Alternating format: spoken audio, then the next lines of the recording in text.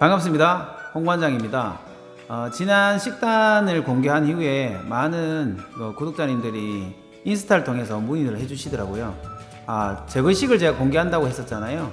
제거식에 대해 너무 궁금하신 거 봐요. 도대체 제거식이라는 용어를 쓰는 것도 그렇고 도대체 뭘 먹어야 되고 또 뭘 먹지 말아야 되며 피해야 되며 이런 걸 많이 물어보시던데, 그에 대해서 오늘 정말 우리가 제대로 한번 알고 먹을 건 먹고 또 피해야 될 건 줄여야 될 건 줄이는 그런 시간을 좀 가져보도록 하겠습니다.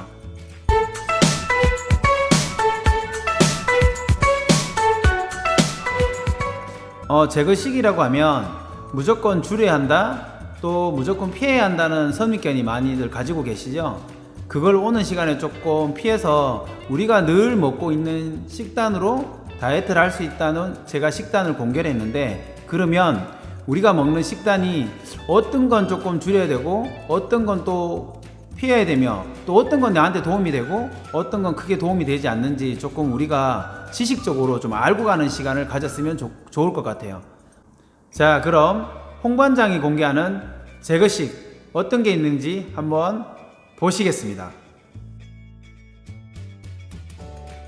자, 첫 번째 튀긴 음식입니다. 우리가 보통은 다이어트 하시는 분들은 튀긴 음식을 완전히 먹지 않아야 된다고 생각도 많이들 하시죠. 그래서 뭐 피하기도 하고 아예 끊어버리는 게 되게 많은데, 튀기면은 대부분 보면 돈가스, 뭐 또 치킨, 정말 치킨 많이 먹잖아요. 치킨하고 그리고 튀김들이 많이 있는데, 이 튀긴 음식이 제것이 일본에 온 이유는 뭐냐면 체지방을 태우는 가장 대표적인 영양소가 비타민이죠. 이 튀김류들이 비타민을 가장 많이 파괴한다고들 합니다. 그러면 이 튀긴 음식은 완전히 먹지 말아야 되나? 내가 다이어트를 한다고 생각하면 아예 입도 대지 말아야 되나? 라고 생각하실 수 있는데, 우리가 예를 들면 조금은 바꿔 먹으면 좋을 것 같아요. 예를 들면 치킨입니다. 치킨은 보통 우리가 튀기기도 하지만 요즘은 오븐에 구운 닭들이 엄청 많아요. 제가 특정 브랜드를 이야기하기는 좀 그렇지만 그런 치킨류를 좀 먹어주면 너무 좋을 것 같고, 먹을 때 야채랑 같이 먹는다면 그건 더 좋은 것 같아요. 그것도 돈가스죠. 돈가스는 돈가스만 나오기도 하지만 돈가스와 같이 야채랑 밥이랑 같이 먹어서 돈가스를 반찬 대용으로 쓴다면 이 돈가스도 아주 우리한테는 좋은 영양소 있는 식단이 될 수도 있을 것 같아요. 그래서 튀긴 음식은 피해주면 좋지만 아예 먹지 말아야 된다, 그건 절대 아니라는 거 알았으면 좋겠습니다. 자, 두 번째 밀가루입니다. 튀김보다도 더 다이어트 할 때 힘들게 하는 게 밀가루라고 하는데, 밀가루의 대표적인 게 면이나 빵이죠. 우리가 가장 좋아하는 라면, 국수, 스파게티, 짜장면, 모든 게 다 밀가루 만들고, 또 케이크나 빵들도 다 이제 밀가루로 만드는데, 이 음식을 다이어트 할 때 모두들 피하라고 하고 피하긴 하지만 완벽하게 또 먹지 말아야 될 음식은 또 아니기도 합니다. 그러면 홍반장은 어떻게 제거식이라고 얘기하면서 먹으라 하느냐면, 예를 들면 라면을 한번 예를 들어 볼게요. 우리가 라면에 가장 다이어트에 방해하는 건 뭐냐면 사실은 국물입니다. 그러면 라면도 우리가 라면을 스프 넣고 라면을 끓일 수도 있지만, 우리 라면을 할 때 요리를 하자는 거죠. 거기에 파도 좀 넣고 계란도 넣고 여러 가지 기타 야채를 많이 넣어서 같이 끓여서 먹는다면 사실은 우리한테는 좋은 식단이 될 수도 있습니다. 우리 김치찌개에 라면 사리가 나오죠. 그걸 라면이라고 생각하진 않잖아요. 그 요리의 일부분이라고 생각하면 라면도 먹을 수 있을 것 같고, 짜장면이 좋으냐 짬뽕이 좋으냐라고 묻는다면 저는 조금은 그래도 짬뽕에 약간은 기울이겠지만 그런 식으로 조금은 바꿔서 대체해서 먹는다면 밀가루도 100% 제거식이긴 하지만 우리한테는 또 좋은 식단이 될 수 있다는 걸 한 번 더 말씀드리고 싶습니다. 빵은 케이크는 좀 피하더라도 호밀빵 같은 이런 빵들은 다이어트 식단으로도 많이 씁니다. 많이 먹기도 하고, 그래서 그런 건 그렇게 좀 대체를 해서 케이크 대신에 호밀빵이나 이렇게 해서 대체를 드시면 너무 괜찮을 것 같습니다. 자, 다음은 세 번째 샐러드입니다. 와, 샐러드도 제거식이야 라고 하시는 분들 엄청 많으실 텐데, 샐러드는 절대 제거식이 아니고요. 샐러드의 그 소스 때문에 그렇습니다. 그래서 소스를 너무 과하게 발라서 드시는 경우가 좀 있으신데 살짝 드시면 아주 좋은 우리 다이어트 식단으로 너무 좋은 식단이기 때문에 샐러드 드실 때 뭐 기타 여러 가지 첨가하셔서 소스만 조금은 줄여서 드시면 좋은 식단이 되실 수 있습니다. 자, 네 번째는 밥입니다. 흰쌀밥이죠. 모두들 요즘은 탄수화물이 지방으로 전환된다는 거 많이 아셔가지고 식사하실 때 밥을 채 반도 안 드신 분들이 너무 많아요.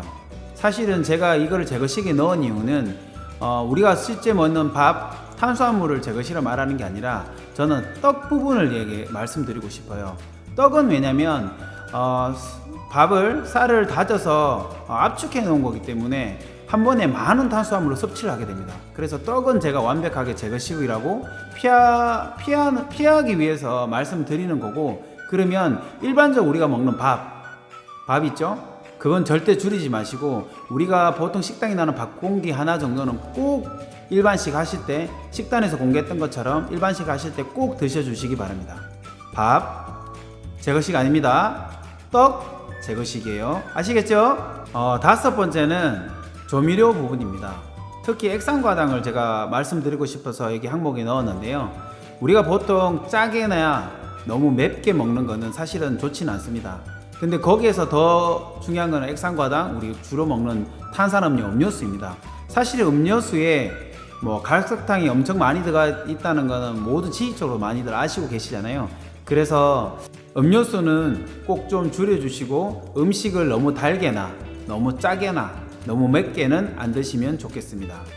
자, 여섯 번째는 과일을 들고 나왔습니다. 과일은 사실은 실제로 식사 안 하시고 과일로 다이어트 하신 분 엄청 많으세요.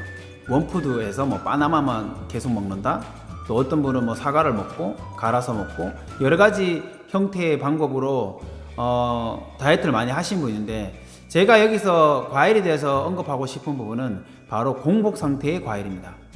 과일은 당도가 높기 때문에 흡수성이 빨라요.